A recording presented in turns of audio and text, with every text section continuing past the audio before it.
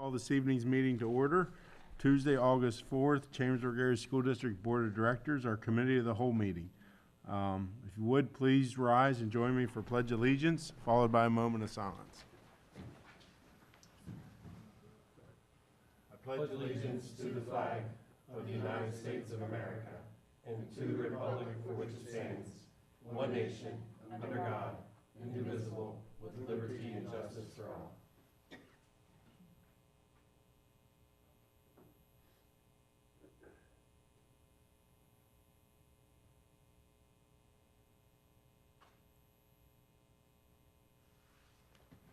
Thank you. Prior to this evening's meeting, the school directors, we did meet in executive session to discuss legal matters.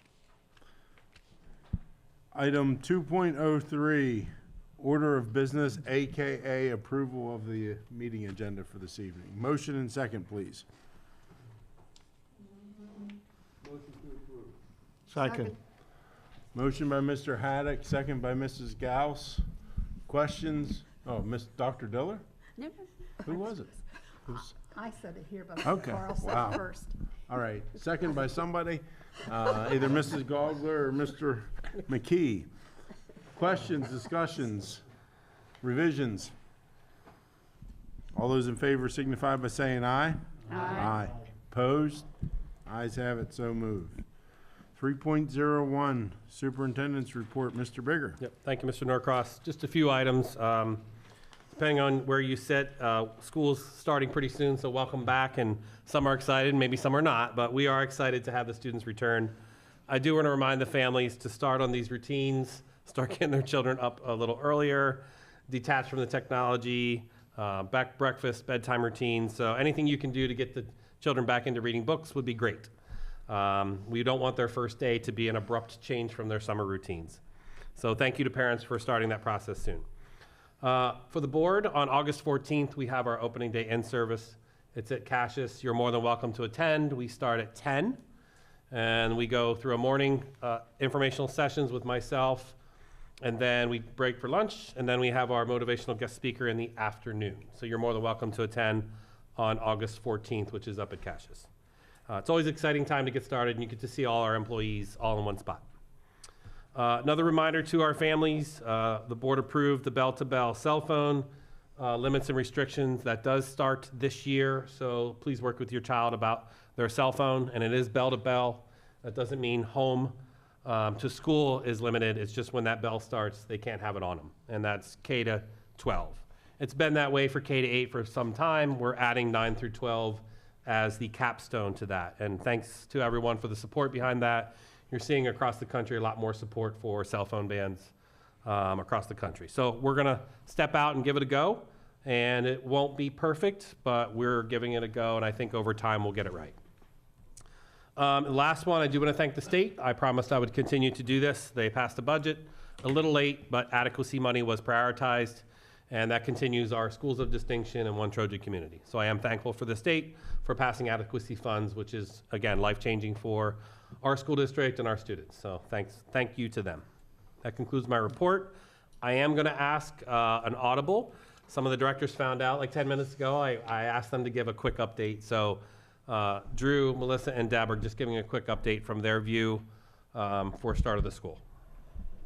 Okay, no problem.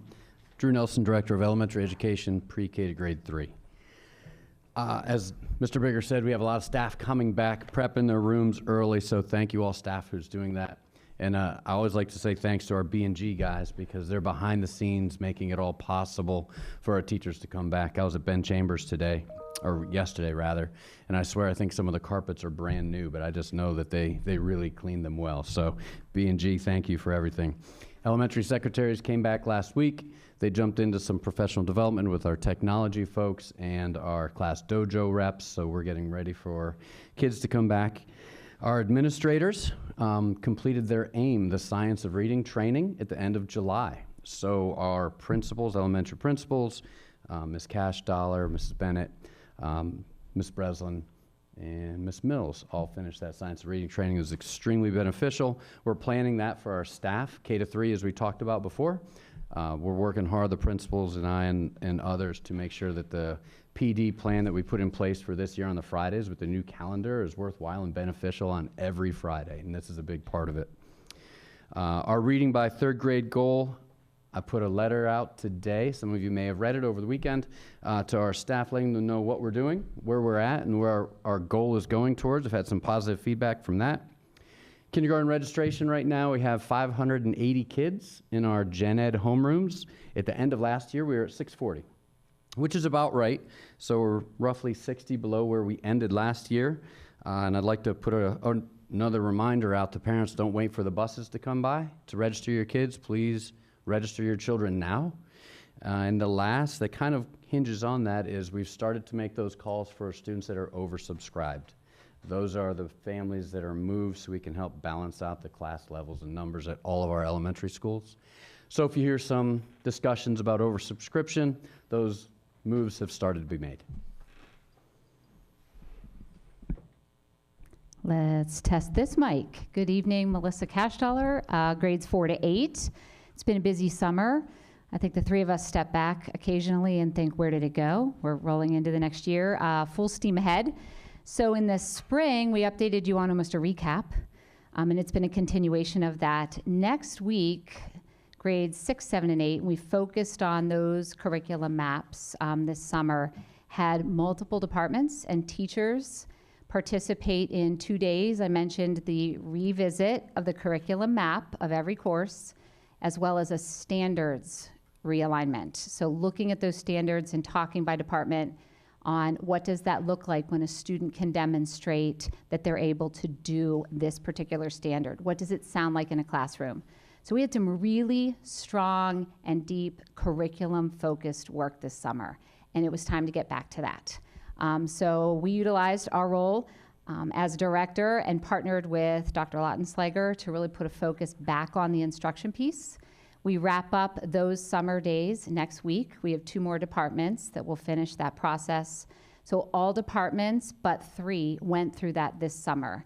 And those 3 are on the docket to finish that next summer, so that every department has the opportunity to participate in that. It's not a revision. It wasn't a creation of new courses. It was really a deep dive into our map, looking at resources, looking at our standards, and making sure that as an instructional leader, you understood what that looks like in your classroom. So that was some pretty powerful stuff, a deep investment in instruction. We have orientations next week, new student orientations next Tuesday and Wednesday, North and South respectively. So those invites went out. We have a lot of new 6th graders and their parents and families. A little nervous about coming in, but we're going to kick off about a week before. Announcements of homerooms and other school-wide. You saw Class Dojo. We used that last year, very successful.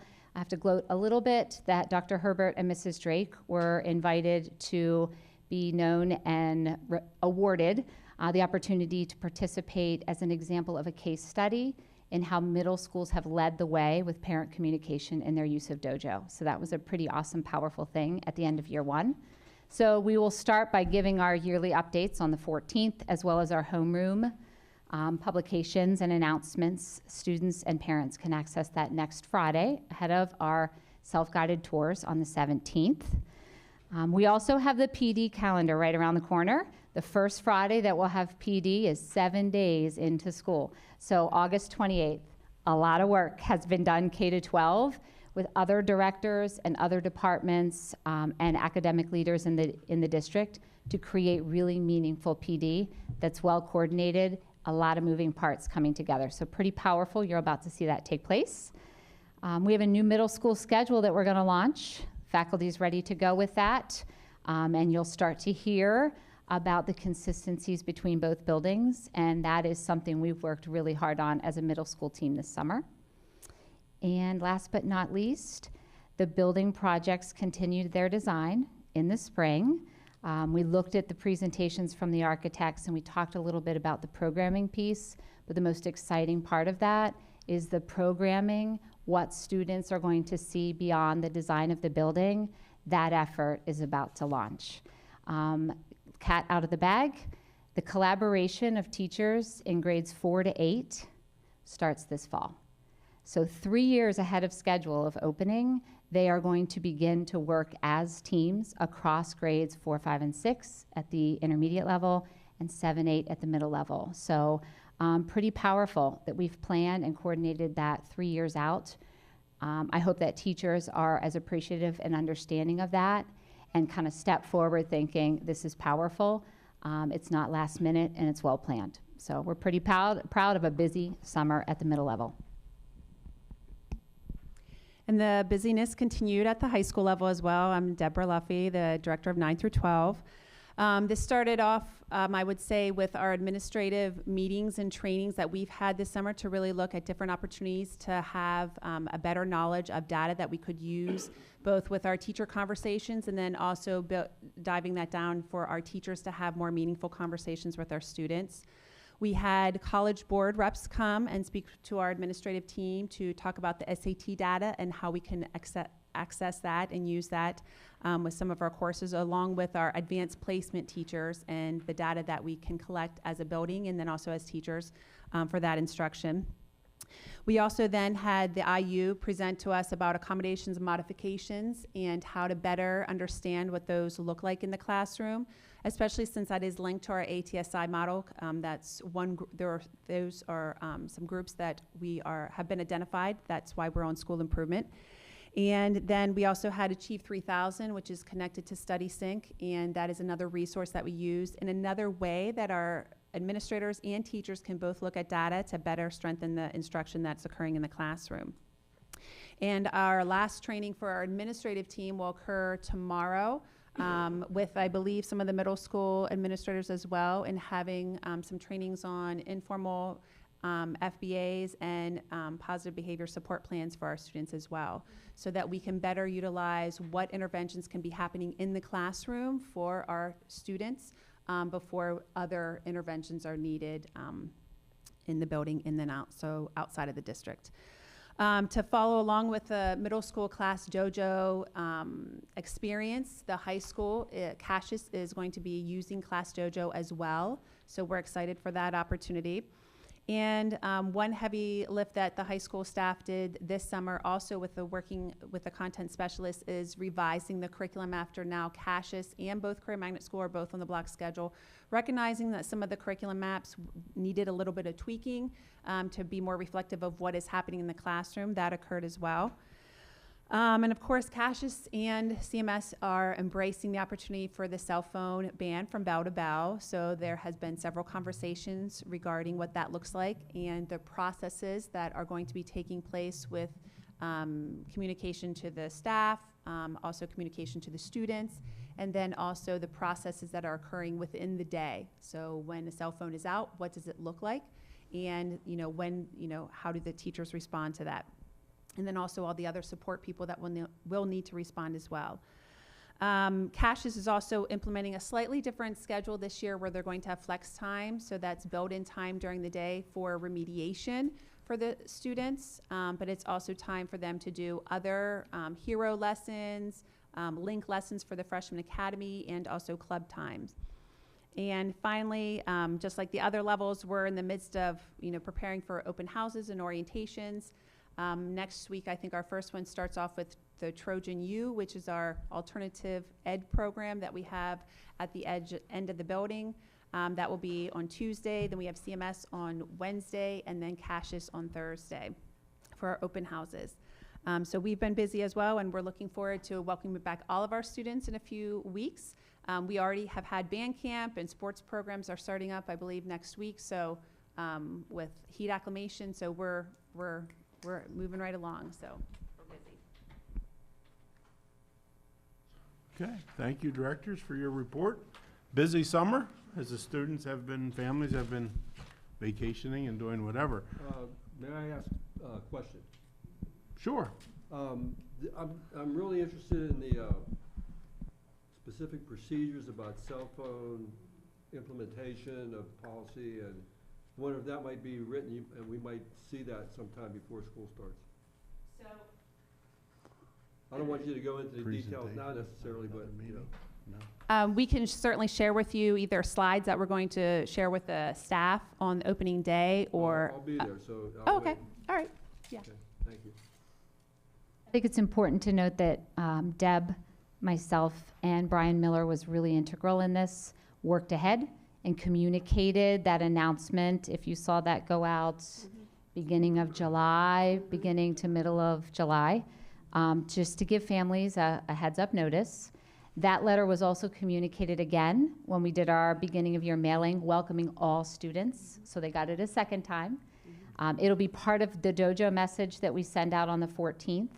And just for community, parents, directors, even students to understand that we had a lot of conversation, not only during our retreat, our work sessions there, but follow up to make sure that we were communicating between the levels and aware of the plan in how do you ease the burden and alleviate administration from running around collecting phones all day?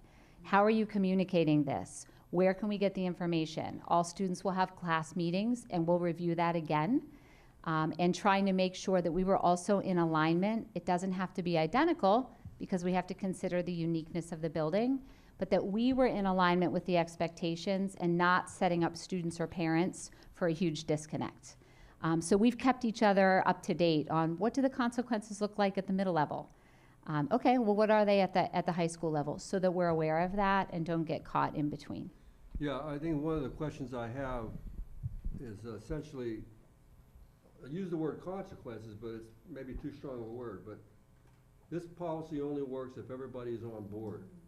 And if some people then say, well, you know, it's okay this time or that time, what are the consequences for the teachers or the staff if they don't come along and enforce the policy like everybody else is trying to do? And again, I'll wait till later. Unless you want to go right now. Just that strong messages will be sent to all. Thank you. Other questions?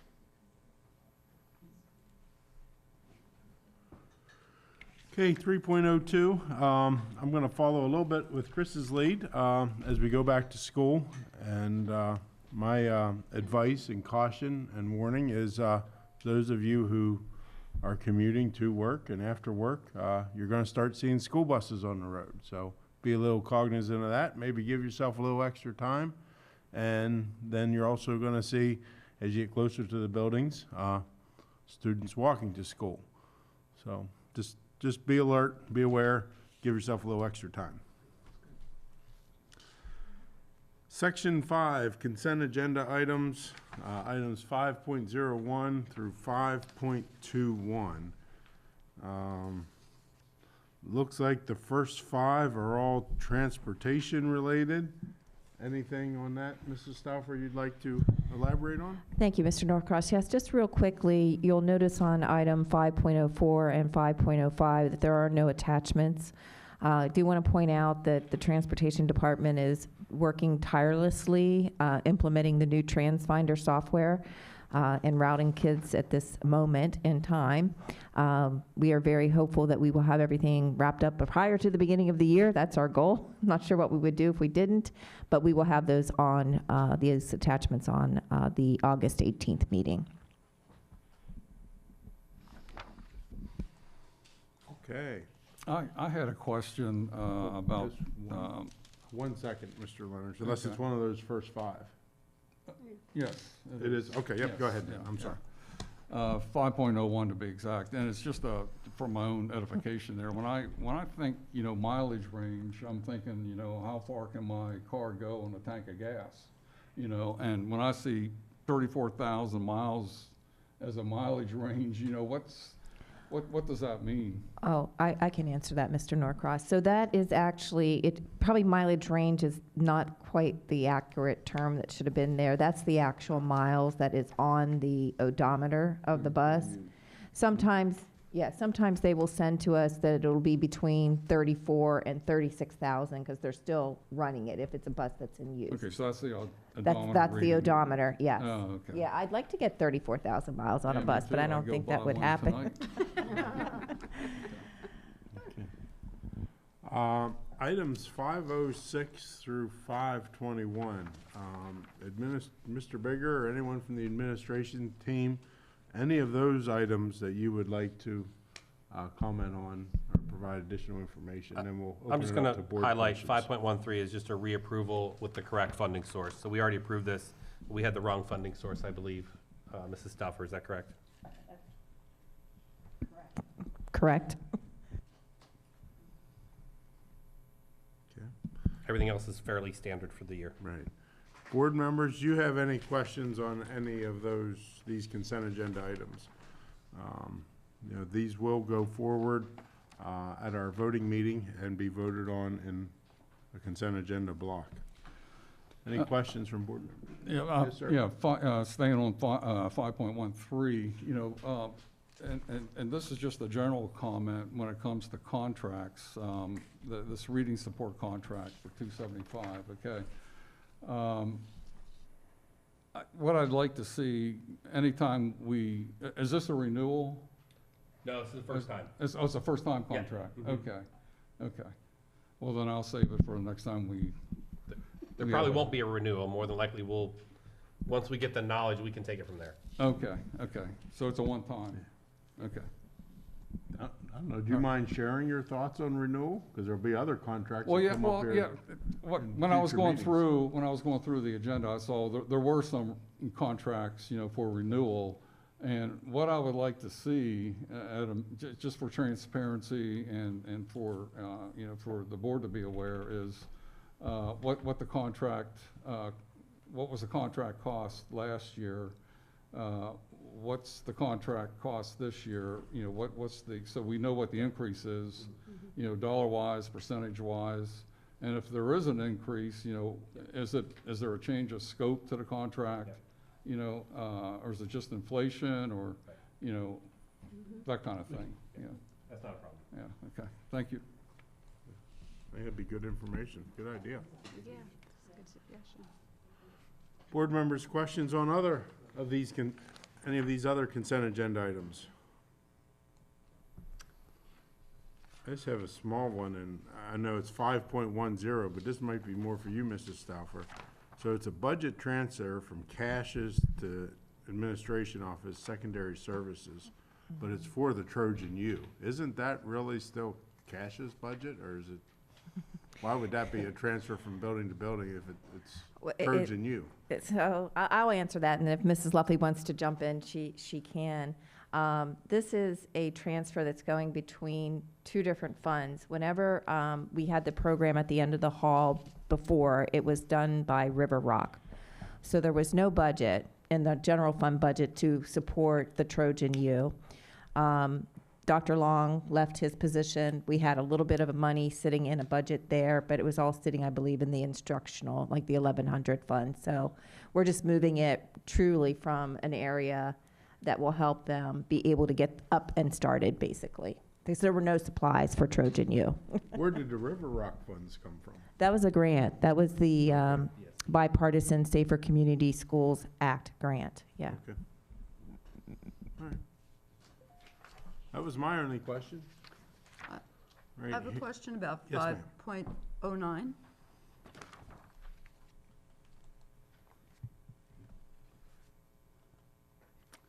I was looking at the contract, and there's a lot of stuff in there.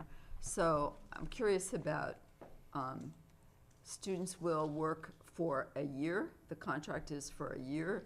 Does that include district staff and students as well? Like, is this a full-time thing? Yeah, go ahead, Brad. That one's all you. Microphone, Brad. Need a mic. Thank you.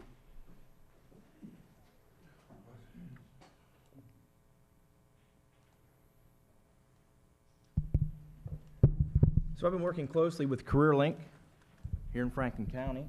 So the funding will come through them, which is state funds. Your question exactly was, will the students be working for a year? Right. So the students will be working for up to 12 weeks, but be getting paid $15 an hour, depending on how many hours they work. Fully funded through CareerLink. Okay. Does that help you understand? You look puzzled. How many students, could a number of students cycle through one corporation or one not-for-profit? So at this point in time, for this coming school year, the Career Link is willing to pay up to 5 student interns. We are struggling internally with custodians as well as tech. So for this year, we are looking to utilize 2 students per semester for technology support. It's a great internship. We have a lot of students who have those abilities. And then the other 3 will be for custodial support. So we have several students who would be interested in doing that type of job. My slogan is try before you buy. It's a great opportunity for us internally to train our students to see if they are capable of being a full-time employee once they graduate. Fully funded, $15 an hour, up to 12 weeks for 5 students. Okay. All right, thank you. Sure. Any other questions? Okay, hearing none, those items will go forward on the consent agenda for a board vote at our next meeting. Finance and Facilities, 7.01, gifts, grants, and donations. Questions, comments, discussions on accepting free money?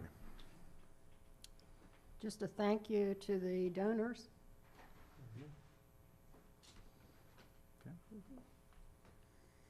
No other questions? That we will vote on that at our voting meeting in 2 weeks as well.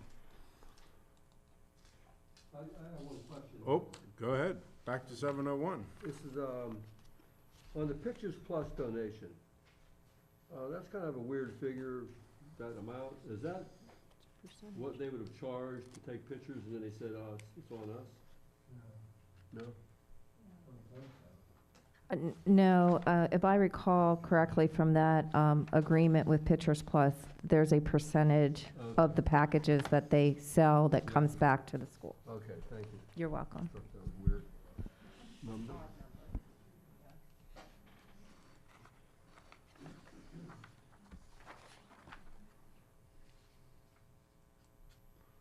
Okay, item 8.01, second reading of policies. Policy 004, membership. And policy 339, uncompensated leave. Yes. I really like policy 004, the way it's been written. One thing that is unclear to me is if a school board member is requesting an authorized absence, who approves that, and what transparency or visibility the rest of the board or the public have on that situation? So there's no language in that policy thus far that addresses that, but that's something that I thought of and wondered how that's handled right now, or if we can incorporate it into that policy.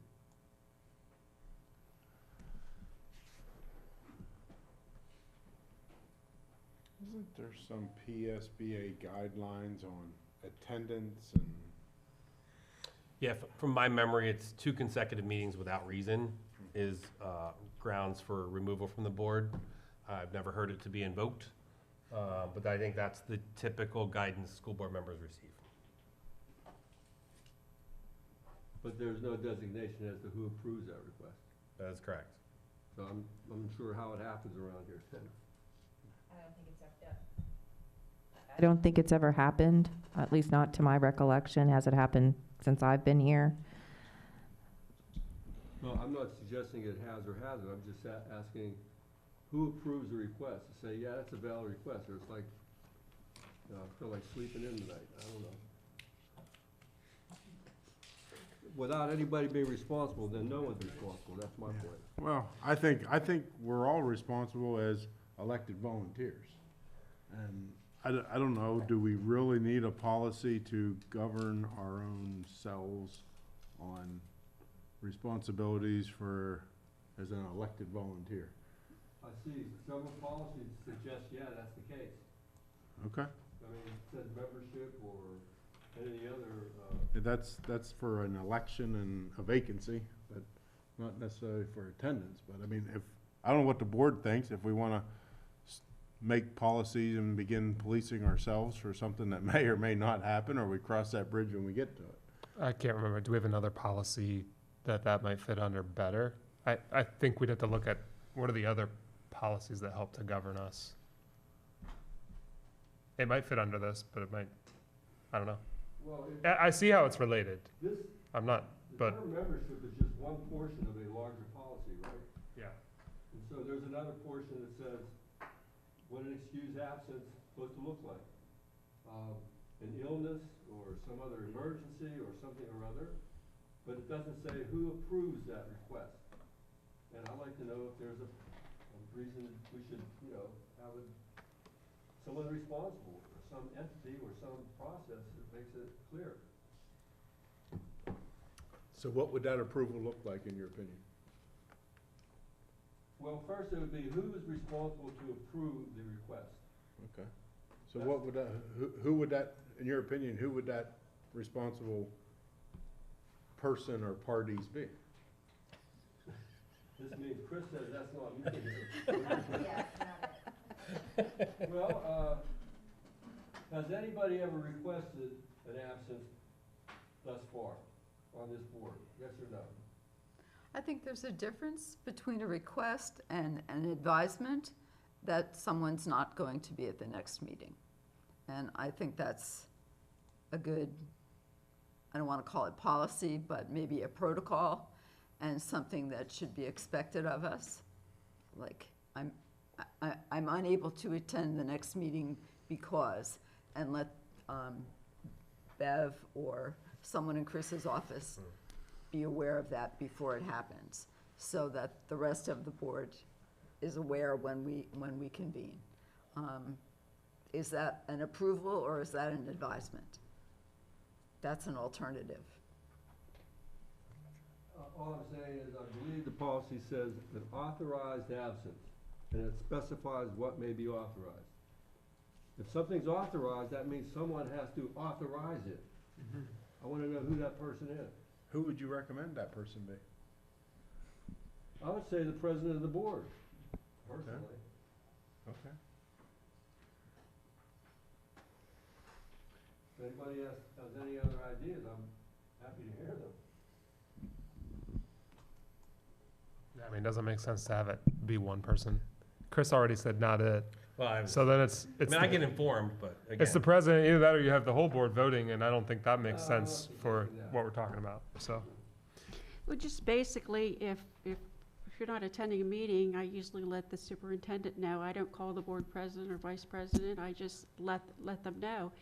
And as being a unpaid volunteer, there are gonna be times where we're gonna miss meetings, be it for family or vacation or whatever.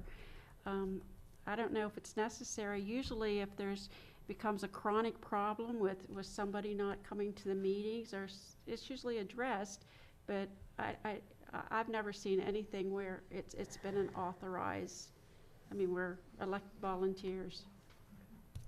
Well, that's kind of not what the policy alludes to, but I'll let it go at that. I mean, Consensus here about doing something like that. With the policy stand, that is, I suppose. Fine.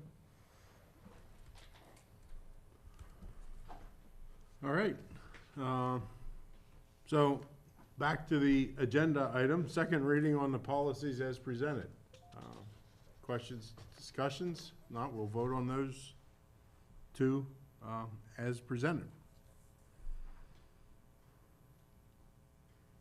Okay. Item 10.01, privilege of the floor. Mr. and Mrs. Jordan, I didn't go back and pick up a sign-in sheet. I don't know if you signed in or not, but here's your opportunity if you'd like to speak. Dana, can you do the timer? Okay, thank you. Good evening. Before I start to say my statement, I am going to use my husband and I as an example. But there are many of us out there that are like my husband and I. And you'll understand after I read this. And there are bullet points on here that I will not read. You've already got my impact statement in your inbox. I sent it while I was outside here. I had a full month to reflect on what I'm about to say to you in this room tonight. Do blight and homelessness lead to a child's difficulty in learning? Yes, blight and homelessness strongly lead to a child's difficulty in learning. These unstable and poor living conditions create constant stress, cause frequent changes in schools, and lead to health problems that hurt a child's school performance. I know you've mentioned this before about a child trying to read by the ages of grade 3. Keep that in mind. It doesn't always happen. When my husband and I first bought our land in 2008 here in Franklin County, we built a nice home. We gave to several charitable organizations, which we still do. We kept restaurants busy with our cash. We shopped in local grocery stores. We sought out local doctors for our medical needs, and that's happening more and more. We bought cars and trucks while living here. We bought clothes for ourselves. We bought clothes for others. We bought odds and ends for our house. That said, we did what we were supposed to do to make this county and school district great. I figure my husband and I spent well over $1 million while living here. That includes our home. What I didn't expect was to be matching those spending dollars with that of dollars spent on lawyers to the tune of over $828,000. Those days are now behind us, thankfully. From here on in, when I go out and spend my money generously around the county, I expect to see the best schools my money can buy for every single student in this school district now and into perpetuity. Lawyers take a back seat to our students, our teachers, our support staff, and our top administrators. They take a back seat to Mrs. Jordan, too. Schools of distinction is a reality and a positive outcome for all in this school community. Thank you. Thank you. Mr. Jordan, anything this evening? Okay, thank you. All right, items 11.01, 11.02, information items. Item 12, new business discussion only. Mr. Bigger has one for us, and then board members will be your opportunities. Yeah, Tammy and I have been working on a new strategy moving forward, and we want to get your thoughts and reactions because it's new business. We're not ready to act yet, but we've been doing some homework on capital campaigns. So, Tammy, why don't you give it a start, and I'll jump in if needed. Sure, thank you. So as Chris mentioned, one of the things that he asked was we take a look at trying to do a capital campaign here in the district. I reached out to our professional organization, which is PASBO, to see if there were any firms in the area that could help with that. We were able to get a couple of responses from those contacts, but more so using the internet, just doing a search. So we mailed out 7 RFPs to 7 different firms, and we received back 4. The one thing that I guess, and I don't want to say was a little disappointing, is there's probably only one that really has a presence in Pennsylvania. But the proposals, and I'll let Chris kind of go into more detail on this, are vastly different. The other thing that we did is I had the opportunity while serving on the Mont Alto Advisory Board for 8 years, meeting Randall Ackerman, who was their professional fundraiser for Mont Alto. So Chris and I spent about maybe 40 minutes on a phone call with him, and he gave us some good advice. So that's the kickoff of kind of what we've done and where we are at this point. Yeah, the question for you is, are you okay for us continuing down this path? This is not a typical school approach. Usually you do naming rights and advertising for smaller dollars. This is a much larger campaign. So we're going to target educational approaches such as paid internships and academies and reading by 3rd grade and programs that benefit kids that donors are going to want to donate to. And so, we were thinking of a number, but after talking to folks, the number was pretty low. And so I don't want to put a number and put expectations out there, but we're interested in trying this approach. The question is the board willing to spend some money to try to go after some large dollars? So again, it's not typical of schools to go this way. There are school examples in our study that we saw, typically private schools, some public schools, Universities, this is very popular. Nonprofits, it's very popular. But I do think we have some unique opportunities in front of us that I want to be ahead of. And, you know, spending $100,000 to $300,000 potentially over a long commitment with a firm or a group might be the right thing to do. So again, not our expertise, but we want to learn and maybe take this chance. But we wanted to get you out in front for a discussion, give me some feedback and thoughts on it. Certainly can tie it to my goals as we move forward, but I didn't want to leave this topic unattended, especially as we look to all our projects coming up and our education that we're looking to promote in the district. Can I just add to that? A while back, we had talked a lot about capital campaigns and especially using that for athletics and naming rights and all of that. And looking into that, there's been some really successful campaigns in Franklin County. Greencastle did one, Waynesboro did one. Yeah. And plus, you know, I've talked to several people within the community that have led these campaigns. Yep. So I think that, you know, I'd like to speak with you on some of those names and look at some local people who may be able to really support that. I really do think it's an avenue that has not been tapped in this district, and I think that there are, you know, significant people who would be interested in helping with that, and I think it's a good avenue to go. But I would like to see us look, you know, research locally before we go out externally. Okay. Well, just to respond, one of the things that I learned was, you know, when you have the right proposal, you can get automatic grants and donations from philanthropic organizations. It's not always an individual here. Like I wasn't even thinking that way. We were thinking, you know, we were narrow thinking of advertising and naming rights, but it's way much more than this. It's your alumni, it's trusts, it's endowments, you know, it's life gifts and life planning. And when I really was open my eyes to that, I was like, wow, can we do this? It's like something we can do. So, yeah. Other board members? Yes, I'm sure that all the board members received the same postcard that I received about the SBA Leadership Conference, and I would like to suggest that 2 board members attend. Hold on, Trey. I wanted to stay on Chris's. Oh, I thought. I didn't want to open up the board member. Any other questions for Chris? Oh, sorry. I'm sorry. I need to be clear on that. Yeah.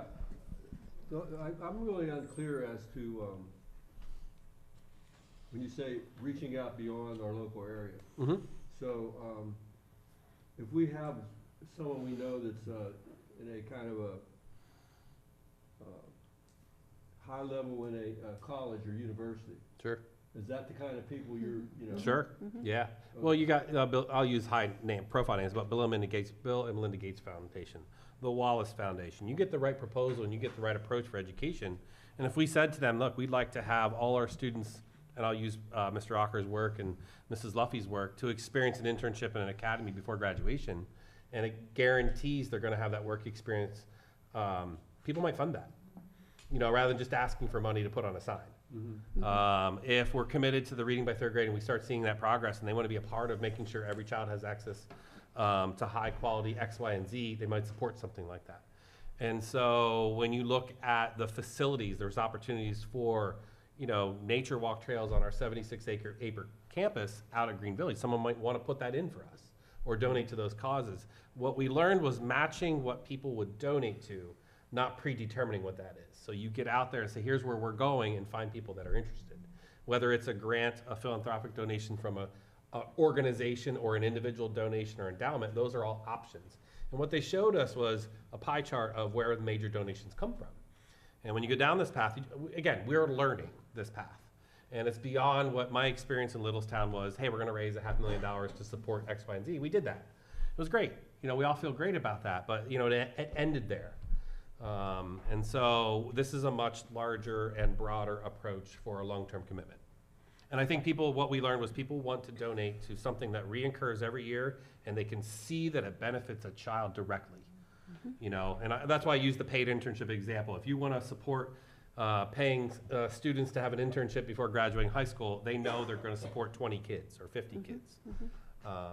So yeah, I think it's just the beginning of our conversation. But since I started here, it's been not a thorn, but it's been an opportunity for us that we have to explore more thoroughly. And I think this is our opportunity to do that, so. And my hospital department was the recipient of fundraising, so I would go after seeing the people that do that stuff in action, because I was sitting at the table and the fundraiser says, "I'd like to consider $250," and I'm like, "$250 what? $250,000?" Yeah. Like, okay, this Right. is this is a little different than I would ask for. Right. So the professionals just Mhm. that's what they do. Right. They know how to do it. Yeah. Yep. Again, we're not committing to anything tonight. I just want to make sure that you're okay with us spending some time on that, exploring some options and looking, you know, local, a little more regional, and see what the options are for us. I want to go down memory lane here. I'm excited about it, because it's probably been 10, 11 years ago where I made repeated visits to Dr. Podasic's office just for naming rights, to get something like naming rights going. And, you know, we did get something going, and I've always felt that we just haven't even, you know, scratched the surface Yeah. on the opportunities, and we are missing more opportunities. So I'm all for this, and I hope we can proceed with this, and I hope, you know, whomever, you know, there are some sacred cows around here they're gonna have to navigate through, but at the end of the day, you know, it's for Chambersburg Area School District. You know, board member just mentioned universities here, and Mrs. Stauffer and I had a real quick chat right before the board meeting.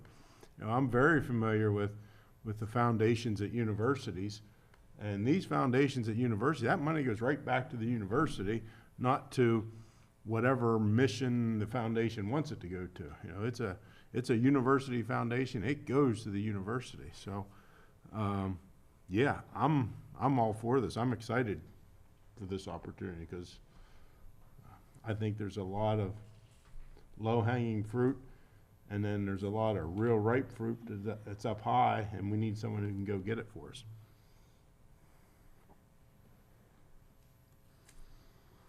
Okay. Anything else on the capital campaign matter? Mrs. Gogler, now board members. I'd just like to suggest that we plan to have two board members go to this conference. Mike suggested last year, close to the time of the leadership conference, possibly going, and it was kind of late. And so I'd like to suggest that if there's anyone that's interested, that they let Bev know before the next CAL, and that would be September 8th, and that would allow for adequate time for planning. There is finances available for board professional development. I know personally I'm not interested in going, but I think it's a very good opportunity for a couple people to go.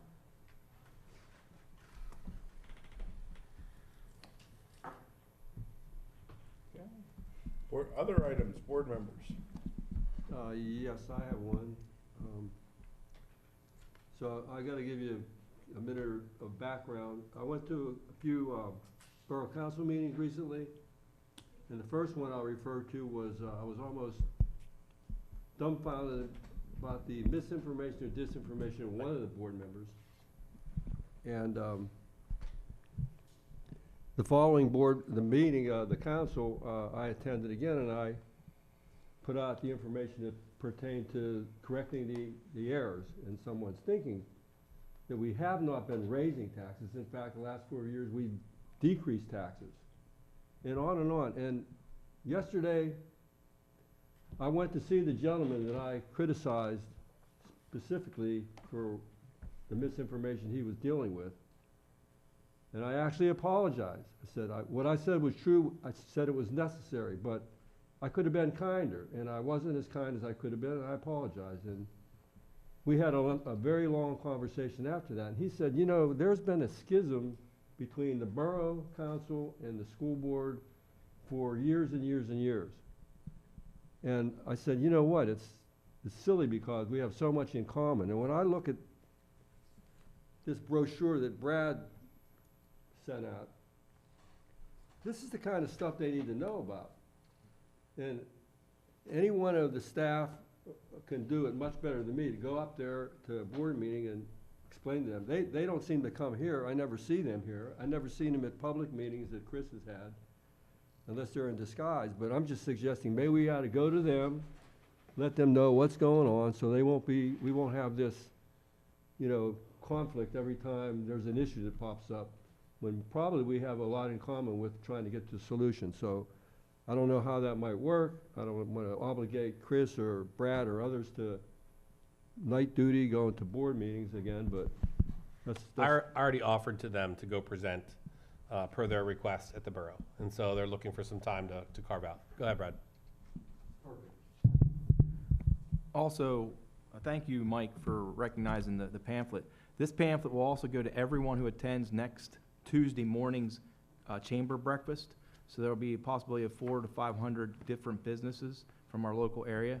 And Chambersburg and 3 other school districts are going to present on how we are working with students prior to graduation for career paths. And this will be one of the brochures that they receive from us. So I have no doubt there'll be maybe some borough individuals from the borough council or who are connected that'll be there, but I'll go and present anytime.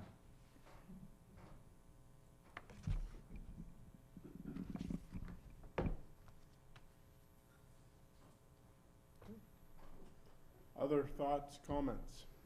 I'd just like to make a comment that I just had read the letter that Mr. Nelson put out to the elementary staff. Thought it was extremely well done.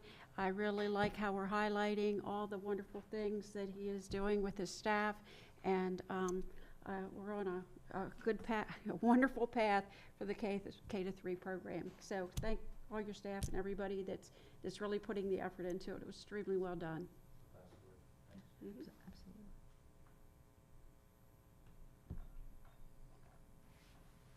Just received confirmation I'm attending the borough meeting on August 26th to present. Real-time data. I'll be there to watch.